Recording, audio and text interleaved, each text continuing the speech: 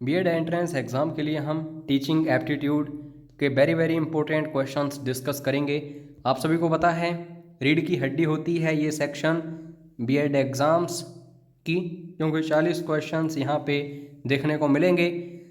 तो आपने जो भी आज तक पढ़ा है, तैयारी जो भी की है, उसमें से आपको कितने क्वेश्चंस आते हैं और कितने नहीं, आप इस वीडियो के माध्यम से खुद को चेक कर सकते हैं।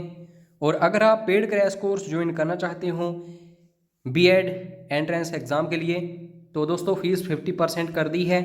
इसमें आपको पूरा मटेरियल मिलेगा अकॉर्डिंग टू द सिलेबस। तो कितनी फ़ीस है, कितनी वैलिडिटी रहेगी एंड सो ऑन, ज़रूर व्हाट्सएप करके पूछ लेना। तो चलिए शुरू करते हैं। पहले क्वेश्चन के साथ इस वीडियो को सब्सक्राइब कर लेना चैनल को, ताकि ऐसे ही इंपॉर्टेंट वीडियोस आपको इन फ्यूचर भी मिलते रहें।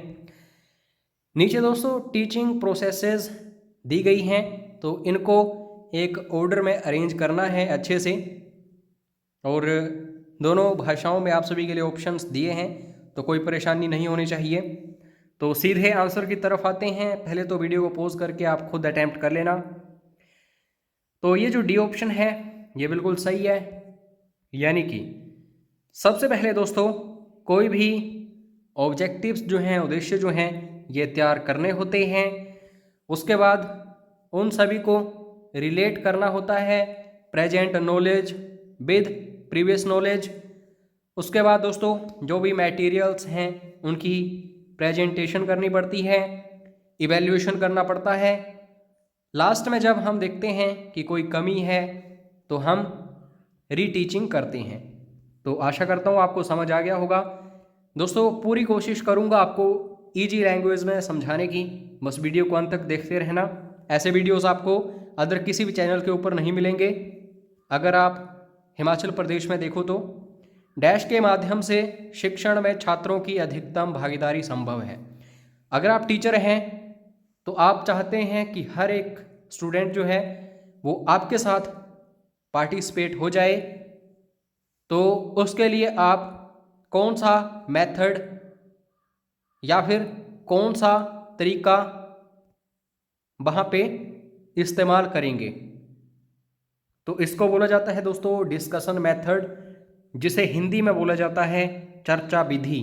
तो ये एक सबसे अच्छा तरीका है अगर आप शिष्यों को अपने साथ भागीदार बनाना चाहते हो तो।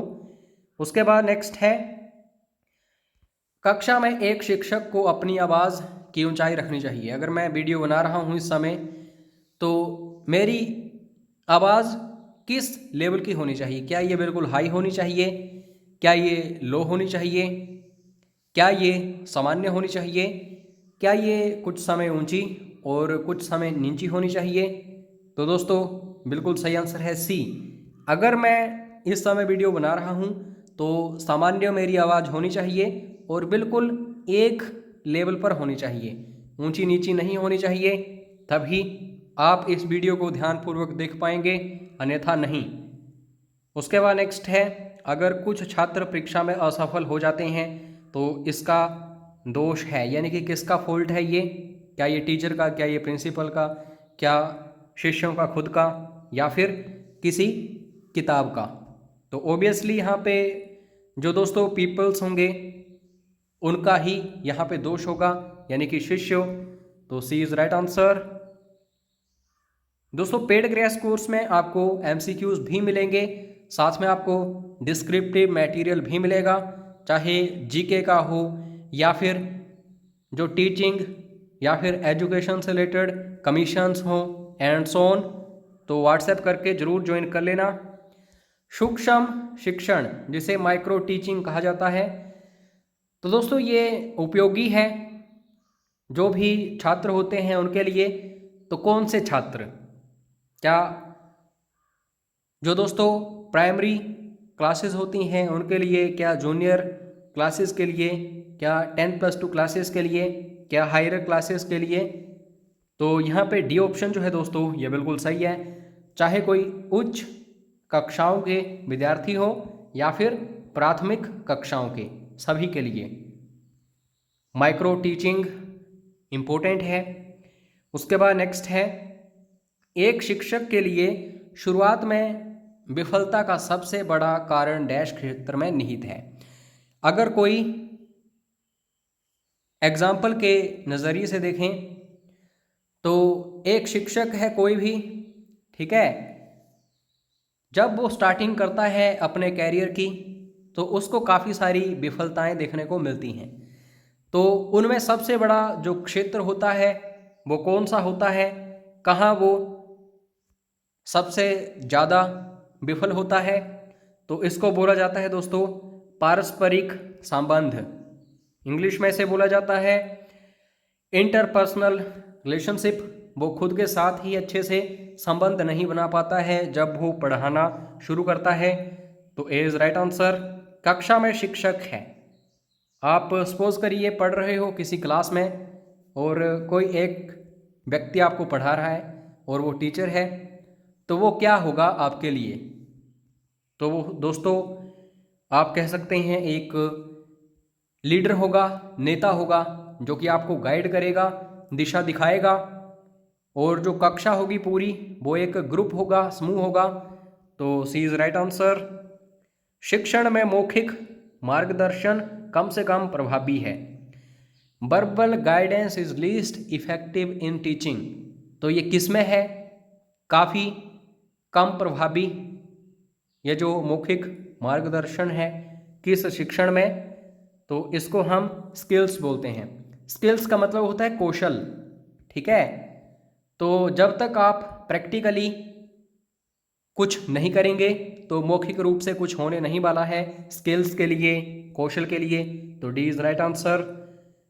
एक प्रभावी शिक्षक डैश के मानदंडों को अपनाता है। अगर कोई इफेक्टिव टीचर है तो वो कौन से नॉर्म्स अडोप्ट करेगा दोस्तों? वो अडोप्ट करेगा कौन से? सबसे पहला तो इसमें है लोकतांत्रिक समाज, इसको भी। उसके बाद लेसेस फेयर सोसाइटी, इसको भी। और ऑटोक्रेटिक सोसाइटी, इसको भी। यानी कि सिचुएशन के हिसाब से वो देखेगा सही कौन सी है और कौन सी गलत, तो उसको फिर वो एडोप्ट कर लेगा। नेक्स्ट क्वेश्चन, सबसे अच्छा शैक्षिक कार्यक्रम एक है जो डैश के अनुसार है। बेस्ट एजुकेशनल प्रोग्राम, ये अकॉर्डिंग टू किसके है? तो ये दोस्तों यहाँ पे जो आप सारे ऑप्शंस देख रहे हो, पहला है बच्चे की ज़रूरत, उसका बच्चे की क्षमता, बच्चे की रुचि। तो ये तीनों अगर कोई अच्छा शैक्षिक कार्यक्रम है तो ये इन सभी के अनुसार है। और अगर आपको स्पीड थोड़ी सी कम लग रही हो बोलने की तो 3 डॉट्स में जाना और प्लेबैक स्पीड इंक्रीज कर सकते हो आप अकॉर्डिंगली, क्योंकि एज ए ह्यूमन बीइंग मेरी बोलने की स्पीड नॉर्मल होगी। सीखने का सबसे उपयुक्त अर्थ है, अगर आप सोच रहे हो कि लर्निंग आपको करनी है तो उसका एप्रोप्रिएट मीनिंग क्या होता है? तो ये होता है दोस्तों व्यवहार का संशोधन। जो भी आपका बिहेवियर है उसमें कुछ एक मॉडिफिकेशंस करना, यही दोस्तों मोस्ट एप्रोप्रिएट मीनिंग है लर्निंग का। तो ये भी इंपॉर्टेंट क्वेश्चन है, बार बार पूछा जाता है। शिक्षकों की प्राथमिक जिम्मेदारी है, प्राइमरी रिस्पॉन्सिबिलिटी ऑफ टीचर्स। तो ये किन क्षेत्रों के बीच हमें देखने को मिलती है? तो ये दोस्तों हमें देखने को मिलती है शैक्षिक अनुभवों की योजना बनाना, यानी कि एजुकेशनल एक्सपीरियंसेस जो भी होते हैं उनकी प्लानिंग करना। अगर प्लानिंग कर रहा है कोई टीचर एजुकेशनल एक्सपीरियंसेस के लिए तो वो उसके क्या होंगे? प्राइमरी रिस्पॉन्सिबिलिटीज़ होंगी। नेक्स्ट है किंडरगार्टन शिक्षा प्रणाली का अर्थ है छोटे बच्चों का बगीचा जो ऋणी है। तो ये किसका है? किसकी ये आप कह सकते हैं टर्म है? ये जो किंडरगार्टन है, ये जो सिस्टम है एजुकेशन में, तो ये दोस्तों बेसिकली यूज़ किया गया है फ्रोवेल के द्वारा। तो बी इज राइट आंसर। जो भी मनोवैज्ञानिक रहे हैं उनके बारे में अच्छे से पढ़ लेना। ख़ास तौर पे जिनका संबंध टीचिंग से रहा है। तो इनसे रिलेटेड तो काफ़ी सारे क्वेश्चंस आते हैं और ग्रीक जो हैं ज़्यादा से ज़्यादा उनसे रिलेटेड ज़्यादा क्वेश्चंस आते हैं। जॉन लोक के तबूला रसा के वाक्यांश का अर्थ है, यानी कि जॉन लोक का एक फ्रेज है जो कि है तबूला रसा। तो ये जो तबूला रसा है दोस्तों, इसका मीनिंग क्या है? इसका मीनिंग है मन स्वयं ही विकास की प्रक्रिया का एक परिणाम है। मन जैसे जैसे आप देखेंगे आगे बढ़ता जाएगा, आप ऑटोमेटिकली विकसित होते जाएंगे। Mind itself is a result of the process of evolution. ठीक है। उसके बाद नेक्स्ट क्वेश्चन, अपने विद्यार्थियों के साथ तालमेल विकसित करने के लिए आपको चाहिए, अगर आप टीचर हैं, अगर आप चाहते हैं कि आपका तालमेल जो है विद्यार्थियों के साथ अच्छा बन जाए, तो आपको क्या करना चाहिए? तो आपको दोस्तों सबसे पहले तो उनका मार्गदर्शन करना चाहिए, उनके साथ लोकतांत्रिक तरीके से व्यवहार करना चाहिए, संचार क्षमता जो है उनके साथ अच्छी आपकी होनी चाहिए। तो obviously D is right answer. इस वीडियो की फ्री पीडीएफ फाइल आपको व्हाट्सएप पर मिल जाएगी और पूरा स्टडी मटेरियल चाहिए हो आपको मैनुअली, तो आप पेड क्रैश कोर्स ज्वाइन कर सकते हैं। फीस जो है 50% है। ठीक है। तो चैनल को सब्सक्राइब करें ताकि ऐसे ही वीडियोस आपको बिल्कुल फ्री में मिलते रहें। मिलते हैं नेक्स्ट वीडियो में। जय हिंद, जय हिमाचल।